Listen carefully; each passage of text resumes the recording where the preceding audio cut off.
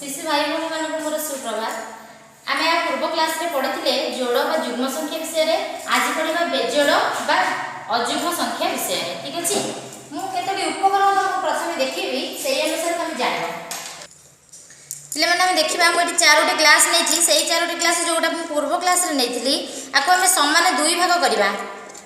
दुई भाग कले कौन होउची ना एपटे दुईटी क्लास एवं एपटे दुईटी क्लास होउची जेहेतु एटा समान भाव रे भाग होई जाउची एटा हमर युग्म संख्या रे जाउची एटा अयुग्म संख्या रे जाउ नाही। वर्तमान हम गोटे क्लास काढी देली।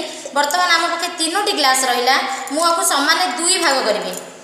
देखो दुई भाग कला परे एई जो ग्लास टी बळी पडुची मु आको जो पटको नेबी गोटे पटे अधिक होबो गोटे पटे कम होबो जेहेतु समान भाव रे बांटी हेबो नाही तेनु करी एई जो तीनोटी ग्लास बा संख्या 3 होउची हमर अयुग्म बा बेजोड़ संख्या।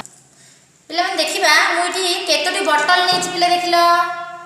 ठीक अछि तमे तो घरे अच्छा कहि परिबनी मु कहि दउची एटा होची गोटिए बोतल अछि तेनु करी एटा को हमें समान दुई भाग करि परिबा नाही जेहेतु ये गोटिए बोतल हमें को भाग करि परिबानी तेनु करी संख्या 1 हेउची एक अयुग्म संख्या। बुझिला पिला माने मो सहित गणिबा मु इठी केतोटी चक नेछि 1 2 3 4 5 पांचटी चक नेछि तेनु एक हमें समान दुई भाग करिबा। देखिबा देखिले पिले गोटे बळी पड़ला ना यार के सांग नाहंदी गोटे बळी पड़िला एपटे दुई ये एका हे गेला एटा को हमें बांटी परिबा कि ना बांटी परिबा नहीं तेनु हमें संख्या 5 कहिला पिले को संख्या हबो अयुग्म ना युग्म संख्या एटा अयुग्म संख्या हबो जेहेतु एटा हमर अयुग्म संख्या काहे कि कारण एटा हम समान भाबे बांटी पारु नाही अर्थात एहा दुई द्वारा विभाज्य हेई पारु नाही तेनु करी एटा हम होची अयुग्म संख्या। बुझी ठीक अछि। वर्तमान देखिबा प्रथम कहछि जे संख्या 2 द्वारा विभाज्य नुहे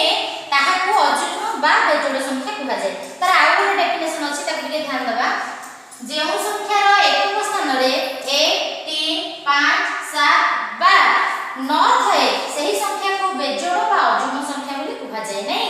एई संख्या मानको एई अंकन भितर जे कोनसी गोटी थिबो एकक स्थान रे वर्तमान हम केतेटा संख्या एठी लेखिछि वर्तमान कहिबो कोउडा को युग्म कोउडा अयुग्म। देखिबा यार एक स्थान रे कोन अछि 4 अछि एई मानको भितर 4 अछि कि नाही तेनु करी एटा हमर युग्म संख्या हेबो। 2 रे 7 27 रे एक स्थान रे कोन अछि 7 अछि अयुग्म संख्या रे हमर कोन थिबा दरकार एक स्थान रे 1 3 5 7 12 7 आ भितर अछि तेनु करी एई संख्याटी होछि हमर कोन अयुग्म संख्या। एही नियम अनुसार हमर 27 गोटे अयुग्म संख्या 135 गोटे अयुग्म संख्या एवं 511 मध्ये एक अयुग्म संख्या। एई सूत्र अनुसार तुम माने युग्म एवं अयुग्म बा जोड़ बा बेजोड़ संख्या माने को चिन्हि परिबो हला तेनु मन दे पाठ पढिबो जदि बुझि न परले फोन माध्यम रे पचारि परिबो। धन्यवाद।